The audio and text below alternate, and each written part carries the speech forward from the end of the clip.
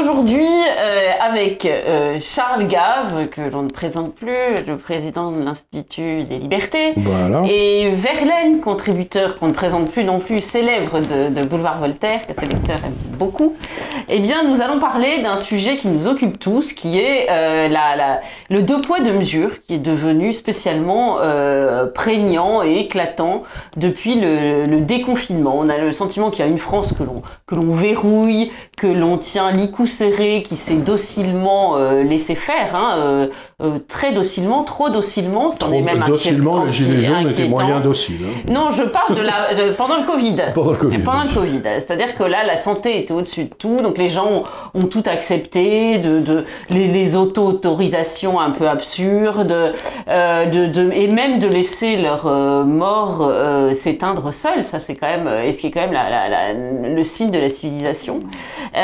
Donc tout ça a été accepté et continue d'être accepté, puisqu'on voit que quand on rentre dans les magasins, c'est toujours assez compliqué, les restaurateurs ont eu un mal infini à rouvrir leur restaurant. Et à côté de ça, il y a une deuxième France que l'on pourrait appeler la France que l'on redoute, et à laquelle on voit bien que on laisse la bride sur le cou parce que, eh bien, on craint ces réactions. C'est, pour faire court, la France des banlieues, la France de soutien pour Adama, vérité pour Adama, qui elle peut faire des manifestations de 20 000 personnes, et tout le monde semble accepter cela de façon assez naturelle, et c'est vrai que c'est quand même proprement étonnant. Qu'en pensez-vous, Verlaine? Je suis en métropole depuis septembre 1978. J'ai jamais connu une France aussi qui soit tombée aussi bas. On est dans une période de notre vie où on se demande si les autorités ne cherchent pas à monter les gens les uns contre les autres. La question à se poser aujourd'hui, c'est est-ce que le politique est là pour le peuple, ou alors c'est le peuple qui doit, en guillemets, conduire les actions politiques? On a l'impression qu'il n'y a plus personne à la tête de l'État. On a l'impression que Macron, je me permets de le citer, subit tous les jours ce qui se passe. Le pire, c'est qu'on a l'impression que c'est ces personnes des banlieues qui dirigent la France. C'est Assa Traoré, la sœur, qui décide de ce qu'on doit, entre guillemets, marcher, manifester, ou de ce qu'on doit accuser à tort, parce que y a un process juridique qui est en place. L'enquête est en cours, donc on ne peut pas subodorer de facto que les gendarmes qui ont interpellé la pauvre victime, on ne peut pas se satisfaire de la mort de quelqu'un, mais Assa Traoré décide aujourd'hui, c'est elle qui dirige la France, Paris, qui dirige la France. Assa Traoré décide de qui va marcher, de quand elle va marcher, elle décide d'insulter les policiers, et personne ne bronche. Oui, parce qu'il faut savoir, et je pense que vous le savez, Charles, que Assa Traoré, jusqu'à ces derniers mois, jusqu'à la fin 2019, je crois, intervenait dans un certain nombre de lycées, de banlieue. Alors qu'allait-elle apprendre aux enfants? Certainement pas l'anglais, le latin, ni le respect pour les policiers. Et ça paraît proprement hallucinant. C'est une drôle de chose. Et moi, j'ai un gars que j'aime beaucoup, qui est un Cubain qui est arrivé en France à peu près en même temps que vous, j'imagine. Il mesure 2 mètres de haut, c'est un grand diable, il me rend des petits services de temps en temps. Et il y a quelque temps, on discutait et on parlait de l'éducation nationale en France, qui était en train de partir. Et il est devenu français, bien sûr, ses 2 filles ont fait des études brillantes, et il me disait, mais enfin, monsieur Gave, c'est la France. Et donc, je me suis rendu compte que pour un Cubain, la France, finalement, c'était le seul pays européen qui éduquait les gens. C'est-à-dire qu'il y avait, par l'éducation, permettait à toute une série de gens de monter, de briller, de trouver leur place. Tout le monde connaît Senghor, tout le monde... Et pour lui, si vous voulez, de voir le système éducatif français détruit, ça le touchait profondément parce qu'il était venu en France à cause de ce système. Parce que ça permettait à ses filles, ces 2 filles ont fait des doctorats, elles sont brillantes et tout. Donc, ce que je veux dire par là, c'est on attaque le véritable cœur de la France, qui était le processus de transmission, de l'éducation, et je ne comprends pas pourquoi, ni quel bénéfice ceux qui le font espèrent en tirer. C'est ça qui me surprend le plus. c'est que, vous voyez ce que je veux dire, c'est que je vois le mal qu'ils font, mais je comprends pas pourquoi. Alors peut-être vous pouvez me dire, mais je sais pas. On a perdu l'autorité. On a perdu l'autorité parce qu'en fait, je me souviens d'une époque où Pasqua et Pandro sont mes références. Hein, oui. Pasqua et Pandro savaient siffler la fin des matchs. Oui. On a connu cette époque où les premiers qui sortaient, les premières têtes qui sortaient du lot étaient écritées, hein, entre guillemets. Voilà. Aujourd'hui, on laisse faire. On a même un ministre de l'Intérieur qui ose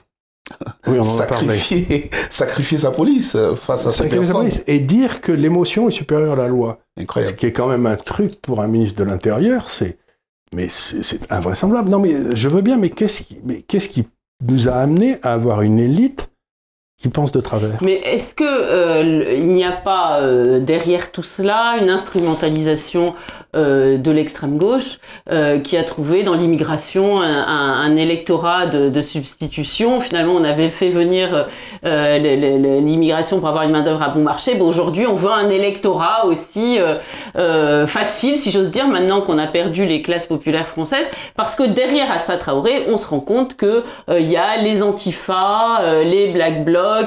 Si on va voir sur la page de vérité pour Adama, il y a un mot de soutien pour Antonin Bernanos qui avait mis le feu à une voiture de policier, comme tout le monde s'en souvient. Donc il y a finalement une instrumentalisation mutuelle, et notamment, et c'est là que je reviens à l'un de vos posts qui m'a beaucoup marqué, Verlaine, une instrumentalisation des Noirs eux-mêmes qui sont finalement non pas assignés à résidence, mais assignés à bien-pensance. S'ils sortent du chemin qu'on leur a indiqué, ce sont des parias, ce ne sont pas des vrais Noirs. Voilà. Ce sont des oncles Ben, comme disent les Américains. Mais moi, j'en souffre tous les jours, je pense que... Ah oui, voilà. J'en souffre tous les jours. J'ai un compte Twitter sur lequel avec beaucoup d'abonnés, je tiens à le dire. Sur lequel je souffre tous les jours d'attaques ad hominem. Enfin, je vais dire, j'ai passé un âge où ces genres d'attaques me font peur. J'ai passé un âge où je pense que le combat pour la France est plus important que des petites sorties liées à la couleur ou à des histoires qui n'ont ni tête ni queue. Hein. Moi, je me suis jamais caché sur le fait que j'étais de droite. Je suis né de droite et je le dis. Hein, mais on est de droite. Hein. Voilà. Ou de gauche. Ça, il faut pas. Il n'y a pas de doute. Hein. Je le vois dans ma famille. Je suis né de droite. Mon père était de droite. Je suis né dans une famille de droite. J'assume d'être catholique. Je ne peux pas accepter qu'on puisse... Vous accumulez les handicaps. Voilà, effectivement. Au-delà du fait que j'ai déjà le problème du pédigré le problème de la couleur. Je suis de droite et catholique. Je sais que j'en souffre énormément. Mais sur ce compte Twitter, mais qu'est-ce que j'en prends, comme ils disent? Mais pour autant, je vais pas plier, je vais pas céder, je cède pas. Et je ne céderai jamais. J'avoue que il m'est arrivé des moments de doute. J'avoue que ces personnes sont très, très fortes. Elles savent utiliser les moyens qu'il faut pour arriver à décourager certains. Moi, je connais plusieurs personnes qui ont lâché l'affaire. Je sais pas si on peut parler de Patrice Carteron, par exemple. Je connais plusieurs personnes qui ont cédé, qui ont pris du recul, parce que ces gens ont... Voilà. J'estime aujourd'hui que, au-delà du... C'est même pas l'extrême gauche, Gabriel, à mon avis. C'est pas l'extrême gauche. J'accuse pas l'extrême gauche, moi. Moi, je pense que la vérité, elle est cultuelle. Ah oui. Tiens, expliquez-vous. Je pense que... C'est une nouvelle religion? On a importé les problèmes du Moyen-Orient en France. L'extrême gauche a sauté dessus. On l'a vu en Angleterre. L'extrême gauche a sauté dessus. C'est une bande d'islamistes. Je dis pas, j'essaie de faire la différence entre les islams. Une bande d'islamistes qui s'est arrogé ce droit de dire ce qui est bon, ce qu'on peut ou ne pas faire en France. L'extrême gauche a vu une niche et elle a sauté dessus. On le voit, de toute façon, hein, quand on regarde le corps électoral de l'extrême gauche, on sait où est-ce qu'ils font leur voix, on sait où est-ce qu'ils font leur beurre. Hein. C'est pas à Perpète, c'est pas dans un petit village de l'Ardèche, hein, c'est clair. Hein. C'est toujours dans les mêmes coins, dans le 93. Hein. Voilà, donc pour moi, c'est pas, j'accuse pas de facto l'extrême gauche. Je pense qu'il faut partir de de cette religion-là. C'est une opportunité pour l'extrême gauche. C'est une opportunité pour l'extrême gauche, effectivement. Les trotskistes sont très bons pour rattraper ce genre de trucs et puis sauter dessus et puis créer un problème là où il n'y en avait pas. Ça, on l'a vu souvent. Mais c'est en effet une vraie question, c'est-à-dire que à partir du moment où beaucoup de ces islamistes que vous mentionnez disent que la constitution qui régit un pays, ça ne peut être que la charia, ben, si vous voulez, ils peuvent pas entrer dans le moule, c'est pas possible. C'est pas possible. C'est pas possible, c'est une espèce de matrice.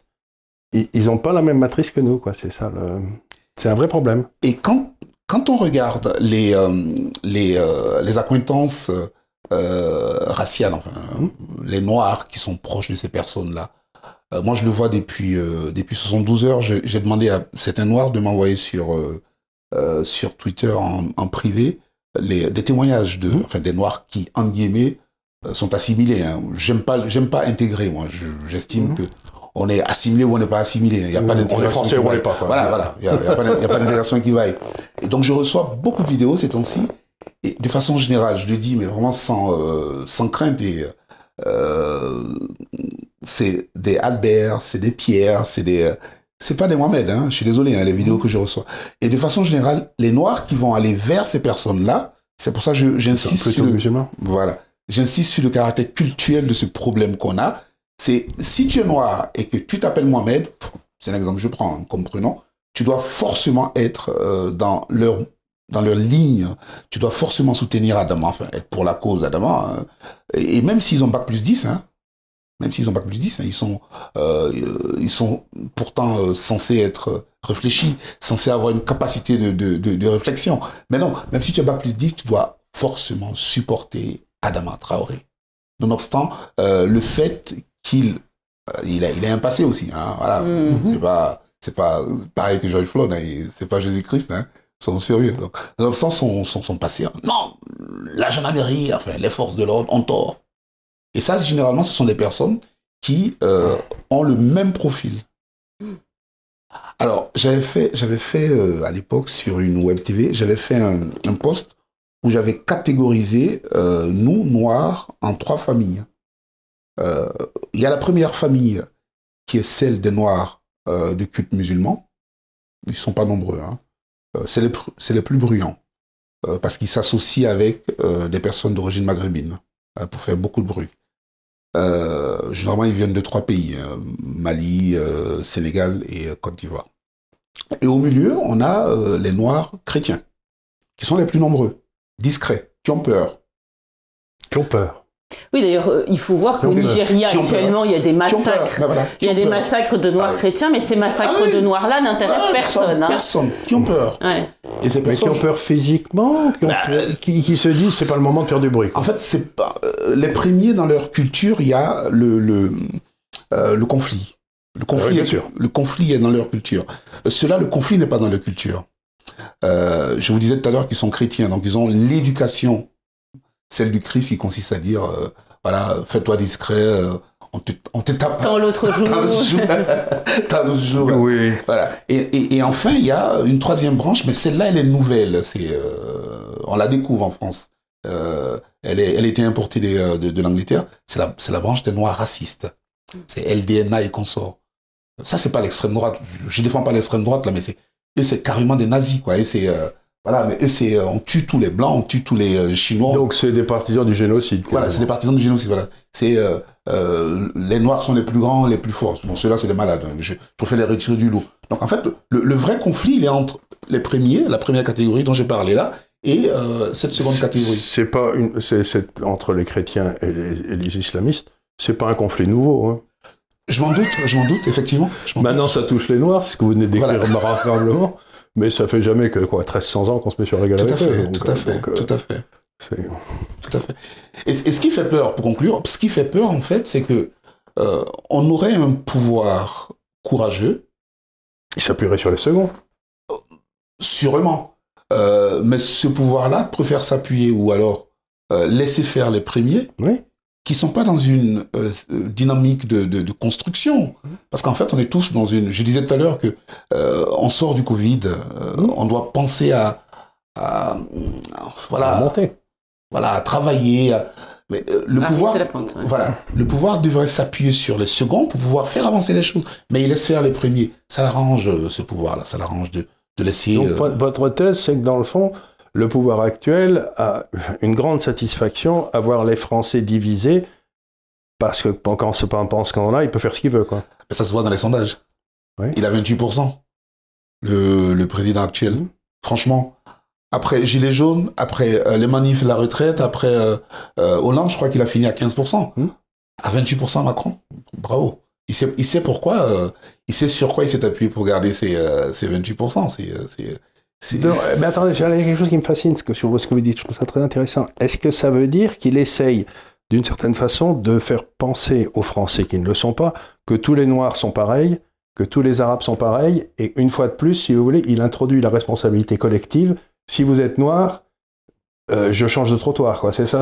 De façon sibylline. De toute façon, c'est ce qu'il laisse entendre. Enfin, il le dit pas, mais c'est ce qu'on ressent. Voilà, c'est ce qu'on ressent. C'est ce qu'on ressent. Sinon, la mi-temps aurait été sifflée depuis longtemps. C'est pas possible qu'on laisse Assa Traoré défier les forces de l'ordre. On est en France. Oui, mais est-ce qu'il n'y a pas une forme d'impuissance parce que il a peur du chaos et il se dit, il continue à penser qu'on peut acheter la paix sociale. Si je peux me permettre, je crois pas. Ce que dit Verlaine, à mon avis, c'est beaucoup plus grave, c'est que il le suscite. Il le suscite, c'est-à-dire que c'est pas de la lâcheté. C'est de la saloperie, quoi. Oui, mais enfin, ça pourrait lui coûter très cher électoralement, parce que c'est un coup de poker. On est d'accord. Parce qu'il y a une partie des Français silencieux qui observent cela mais ils ont pas de dans la rue, et qui... oui, mais un jour... On est d'accord. Ils n'ont pas de candidat. Vers qui ils vont se tourner? Ça fait monter quand même le Rassemblement national, et puis un certain nombre une forte indignation. Du coup, là, du côté des Noirs, j'ai jamais vu autant de Noirs crier sur les réseaux sociaux leur francitude. Leur francitude, leur désolidarisation avec la bande Assa Traoré. Hein. Du coup, ils montent les colères. Bien sûr. C'est incroyable. Je dirais plutôt francité. Je préfère mon francité. Francitude, c'était par rapport à Ségolène Royal, qui créait des mots idiots. Tout à fait. Voilà. Mais pour quand même, là encore, terminer sur une note positive, est-ce qu'il y a une solution ? Est-ce qu'il y a réellement une solution? Parce que moi, je reste convaincue néanmoins, même si vous dites que c'est voulu, que bien malin qui saura quand même apaiser tout cela, compte tenu du niveau presque d'insurrection auquel on est arrivé. Est-ce que faire? Que ferait un homme politique intègre, fort et qui souhaiterait régler ce problème? Moi, j'avais dit très franchement, pourtant je suis pas très moi je pense qu'il faudrait quelqu'un de conservateur au pouvoir. Je pense que la seule solution elle est dans les urnes. Il faut qu'on ait quelqu'un qui aime la France au pouvoir. Il faut qu'on ait une personne. C'est d'ailleurs pour ça, moi je suis militant d'un parti depuis ma naissance, parce que mon père y était, mais je me suis pas gêné pour l'année dernière aller à la convention de la droite, où j'avais rencontré des gens avec qui je partage beaucoup de choses, hein, je n'ai pas honte de le dire, hein, même si j'appartiens à ce parti dont je vous parlais tout à l'heure. Au cours de cette convention, j'ai entendu des choses qui m'ont fait plaisir. Je me suis dit, la France existe, quoi. Il y a des choses qu'on peut faire.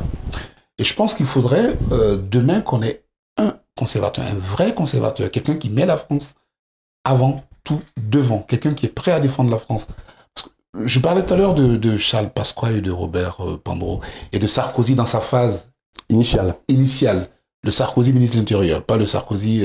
avant qu'il rencontre... Voilà. Ça, c'était des conservateurs. C'était des conservateurs qui aimaient la France, qui voulaient défendre la France. Et je pense que c'est une personne comme ça, j'espère, qu'en 2022, il faudra pour changer. Mais là, tel que c'est parti avec Macron, c'est, comme on dit en banlieue, c'est mort. Il ne peut plus rien faire. Alors, je vais vous asticoter, Verlaine, c'est le jeu. Mais vous parlez de votre parti, j'ai le droit de le dire ou pas? Bon, en tout cas, je connais quelqu'un de votre parti, je ne vais pas le nommer, mais qui est président du conseil général, je crois, dans le Grand Est, ou régional, je ne sais pas, régional, vous savez ce que je vais dire. Et qui a décidé et qui n'avait pas voulu donner à un lycée le nom d'Arnaud Beltrame et qui a changé le nom de Colbert pour celui de Rosa Parks. Alors en disant que c'était une décision éducative, mais enfin on sait ce que vaut la décision des lycéens largement endoctrinés dans un lycée. Donc c'est pas ce qu'on appelle un grand courage politique quand même. Alors je vais le défendre. La décision, l'initiative avait été lancée bien avant l'affaire George Floyd. D'une part, d'autre part, le vote n'est pas de lui, en fait, ce sont les élèves qui ont voté. Je le défends jusque-là. Pour la suite, je le défends pas. On laisse pas des enfants choisir entre Simone Veil, parce que les noms qui avaient été proposés, Simone Veil, Rosa Parks et le prix Nobel africain, j'oublie son nom, c'est un Kenyan. Il est clair que si vous proposez à des gamins, Simone Veil, qui est pour moi une référence, le prix Nobel peut-être, et Rosa Parks, si vous proposez à des gamins ces trois noms, et surtout si vous leur montrez une image, comme on dit, à la mode, parce que c'était ça, forcément ils vont surfer sur l'image à la mode. Voilà. Donc moi je pense que laisser les enfants voter, ça a été une petite erreur. Mais pour le reste, c'est pas sa faute. Moi, je pense qu'on peut tout reprocher à LR aussi, parce que c'est LR. Mais pour ça, c'est pas sa faute. Bon, vous êtes indulgent. J'ai pas la même indulgence, mais j'entends.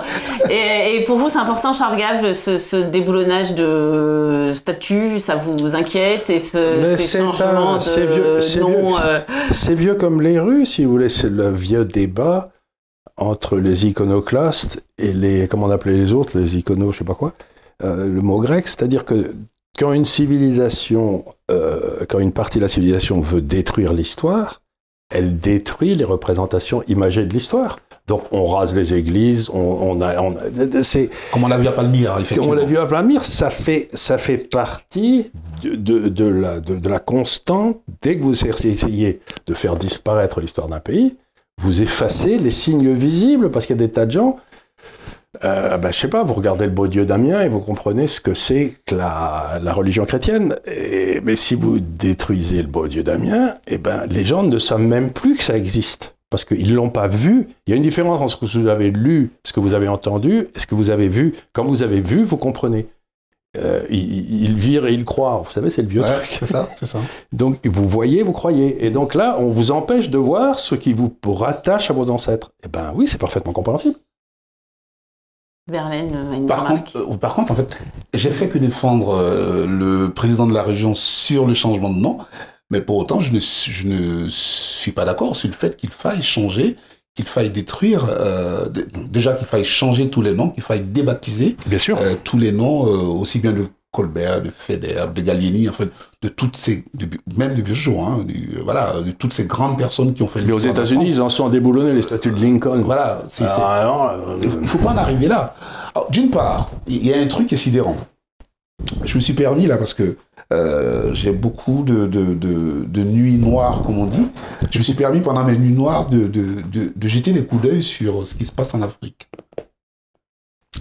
J'ai recensé dans les pays d'Afrique de l'Ouest, je m'en suis tenu à l'Afrique de l'Ouest, 275 statues, rues, boulevards et tout machin, 200, plus de 200. Vous imaginez? C'est-à-dire qu'en fait, ils ont fait des boulevards manchin, des statues et tout ça. Mais ça dérange personne n'en parle là-bas. Et ceux qui nous demandent ici de déboulonner, de débaptiser, ils parlent pas de ce qui se passe chez eux, de ce qu'il y a chez eux. Des grandes statues qui font 2 mètres. Moi, j'ai vu hier, j'ai fait un tweet là, avec le roi Béanzin, le plus grand esclavagiste qui a aujourd'hui en Guyane, en Amérique du Sud, au Brésil, à Haïti, un Haïtien d'origine, descendant d'esclaves, est originaire du Bénin. Et le Bénin, à l'époque, c'était l'empire, le royaume d'Abomey. Et leur plus grand roi, qui s'appelait Béhanzin, le nom de l'autre, de LDNA en plus, Béhanzin, c'était l'un des plus grands rois esclavagistes d'Afrique. Et ce bonhomme, il a une statue monstrueuse dans son pays. Et ça dérange personne, ça. Lui, il est esclavagiste, et ça dérange personne. C'est hallucinant. Mon grand-père a été le premier gouverneur civil du Dahomey. Et voilà. Et il a aboli l'esclavage. Et voilà. Ça, il faut en parler. Il faut que les gens le sachent. Il faut que les gens le sachent. L'esclavage était partout en Afrique. L'histoire de Colbert, moi, je me suis permis de lire, je l'avoue, mea culpa, mea maxima culpa. J'avais pas lu le Code noir. Je l'ai lu depuis l'histoire ces derniers temps. Mais le Code noir, il n'est pas en défaveur des Noirs. Hein. Il a ordonnancé l'esclavage. À l'époque, chacun faisait ce qu'il voulait de son noir. Exactement. Mais Colbert, il a organisé l'esclavage. Et en plus, il y a une chose que Colbert a fait qui m'a tué, c'est qu'il a demandé baptême. Oui. Mon Dieu. Et permis de mariage. Voilà. Et ça, il faut le louer, il faut le féliciter. Mais surtout que à l'époque, les esclaves étaient vraiment traités comme des animaux. Donc on a reconnu la qualité d'esclave. D'homme à l'esclave. D'homme à l'esclave. Voilà. Ils pouvaient se marier, ils pouvaient avoir une famille. C'est-à-dire que le patron ne pouvait plus faire ce qu'il voulait de son esclave. Sachant préciser, M. Gave, que en face, dans les pays anglophones, enfin sous l'Angleterre, en face, on était esclave à vie. Oui. Et dans le Code noir, la mère quand on fait un enfant, quand un esclave fait un enfant avec une femme non esclave, l'enfant n'est pas esclave. C'est-à-dire qu'il y avait rupture du lien d'esclavage. Alors qu'en face, que tu es un parent esclave, tu restes esclave à vie. C'est hallucinant. Et personne ne parle des bienfaits du Code noir. Enfin, bienfaits, c'est vrai. Donc ça adoucit le sort. Voilà. C'était une amélioration dans une situation catastrophique. Voilà. Tout à fait. Voilà. Donc, écoutez, je propose qu'on termine sur cette réhabilitation de Colbert qui a mis Charles Gave et Verlaine d'accord. Et pourtant, je suis pas colbertiste, mais là, en l'occurrence, il a fait du bon boulot. Justice, vérité pour Colbert. Voilà. Merci. Merci beaucoup.